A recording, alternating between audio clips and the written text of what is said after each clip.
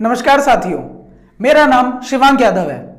स्वागत है आपका धर्मस्य मूलम अर्था सीरीज में।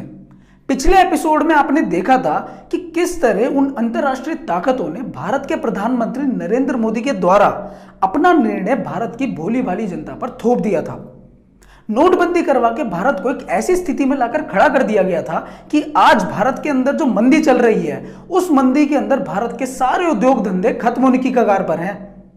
छोटे व्यापारी धीरे धीरे करके खत्म होते जा रहे हैं। इससे आगे चल के होगा ये कि भारत के अंदर जो मल्टीनेशनल कंपनियां हैं, इन मल्टीनेशनल कंपनियों की मनमानी पर रोक लगाने वाला एक भी व्यापारी जीवित नहीं बचेगा।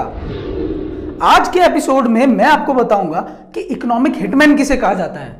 तो चलिए शुरुआत करते हैं 15वें एपिसोड की।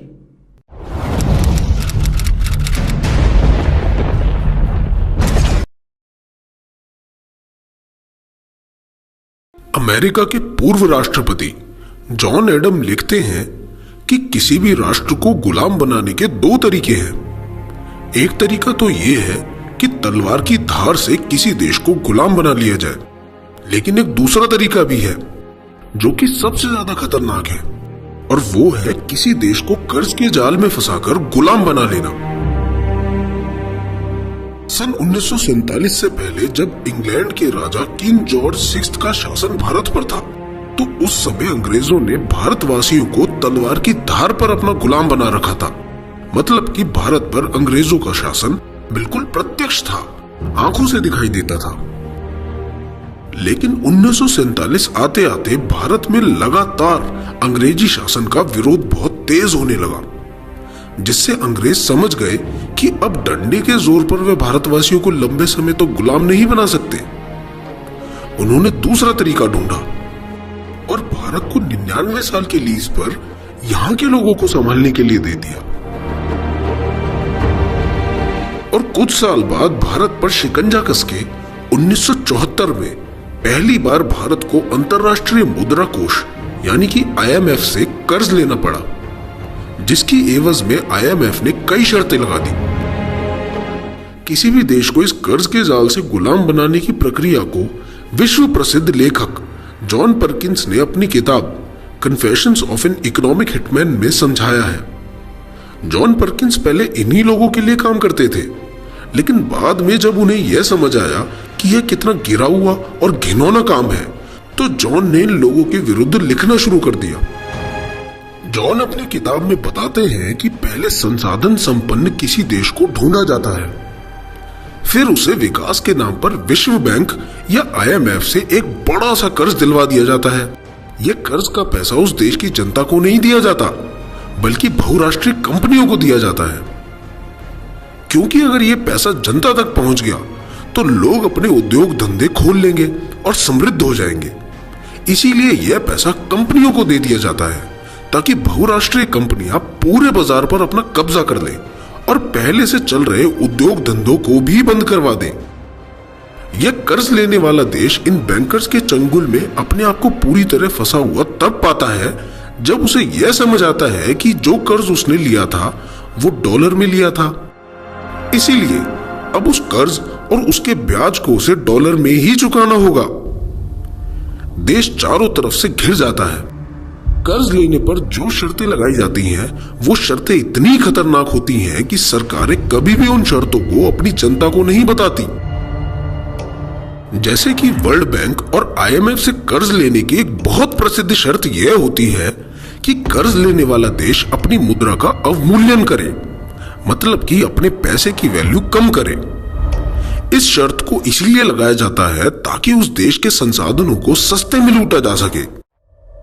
भारत ने जो कर्ज लिया है, उस ही की एवज में भारत के रुपए की वैल्यू डॉलर के मुकाबले कम करवाई जाती है, और बहुराष्ट्रीय कंपनियां हमारे देश के संसाधनों से संपन्न राज्य जैसे उड़ीसा, झारखंड और छत्तीसगढ़ से सारे प्राकृतिक संसाधनों को कौड़ियों के भाव में ले जा रही हैं। इसी तरह की कुछ दूसरी शर्तों में फंसाकर FDI यानी कि फॉरेन डायरेक्ट इन्वेस्टमेंट उस देश में लाया जाता है, और एक एक करके उस देश के सरकारी संस्थानों को बहुराष्ट्रीय कंपनियों को बेचने का दबाव बनाया जाता है। उस देश को यह भी कहा जाता है कि वह युद्ध में अमेरिका का साथ दे, और नॉर्थ अटलांटिक ट्रीटी ऑर्गेनाइजेशन यानी कि नाटो या फिर अमेरिकी सेना के लिए मिलिट्री बेस अपने देश में बनाए। सिर्फ इतना ही नहीं, बल्कि यह भी दबाव बनाते हैं कि संयुक्त राष्ट्र में मतदान होने पर उनका साथ दें। अगर कोई देश इन शर्तों को नहीं मानता तो उन देशों के पास इकोनॉमिक हिटमैन को भेजा जाता है। जॉन परकिंस जैसा हिटमैन सबसे पहले तो उस देश के नेता को भ्रष्ट करके आर्थिक साम्राज्य के अधीन रहकर उनके इशारों पर काम करने के लिए कहेगा।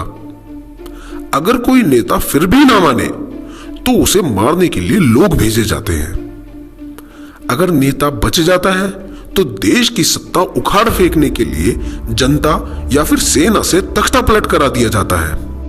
लेकिन अगर देश की जनता और सेना दोनों ही नेता के साथ हो तो उस देश को बदनाम करके युद्ध में उतारकर बर्बाद कर दिया जाता है।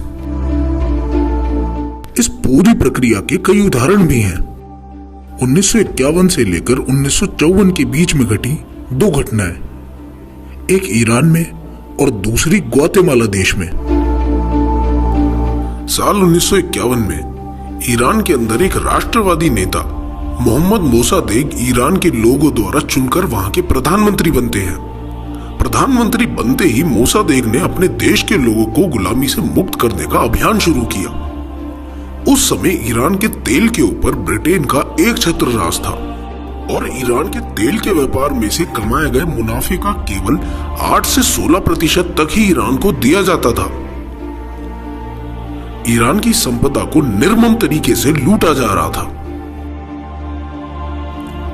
तब मोसादेक ने दिलेरी दिखाते हुए अंग्रेजों से ईरान के तेल व्यापार और तेल उद्योग में 50% की हिस्सेदारी मांगी। लेकिन घमंड में चूर अंग्रेजों ने मोसादेक के इस प्रस्ताव को नकार दिया।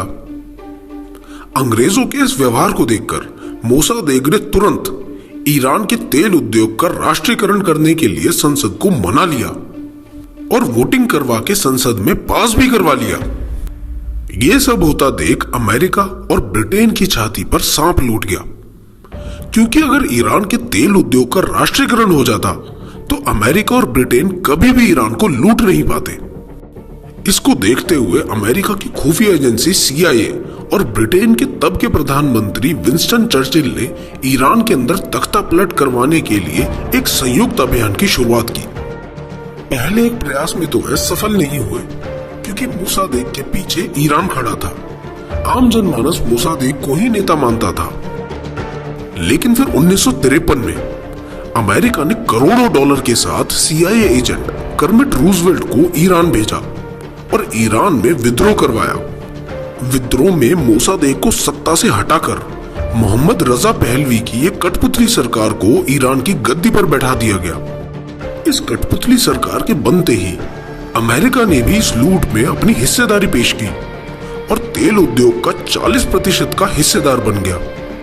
40% ही ब्रिटिश ऑयल कंपनी को हिस्सेदारी मिली, 14% हिस्सेदारी रॉयल डच शेल के पास गई और 6% फ्रेंच पेट्रोलियम कंपनी के पास। यानी कि ईरान की जनता के हाथ कुछ नहीं लगा और ईरान की जनता को भुखमरी और लाचारी का जीवन जीने के लिए छोड़ दिया गया। ऐसी ही एक और घटना साल 1951 में ग्वातेमाला में भी घटी। 1951 में अरबेंस ग्वातेमाला के राष्ट्रपति बने। ग्वातेमाला देश का यह वो समय था जब यूनाइटेड फ्रूट कंपनी ने ग्वातेमाला को अपनी जकड़ में ले रखा था। इस कंपनी ने ग्वातेमाला के लोगों की जमीन पर अपना कब्जा कर रखा था। अरबेंस लोगों को उनकी जमीन वापस करना चाहते थे और उन्होंने इस कंपनी के विरुद्ध काम करना भी शुरू कर दिया। यूनाइटेड फ्रूट कंपनी ने एक पब्लिक रिलेशन फर्म के माध्यम से अमेरिका में एक अभियान छेड़ दिया कि अरबेंस रूस की कठपुतली है और खुद एक कम्युनिस्ट आतंकवादी है।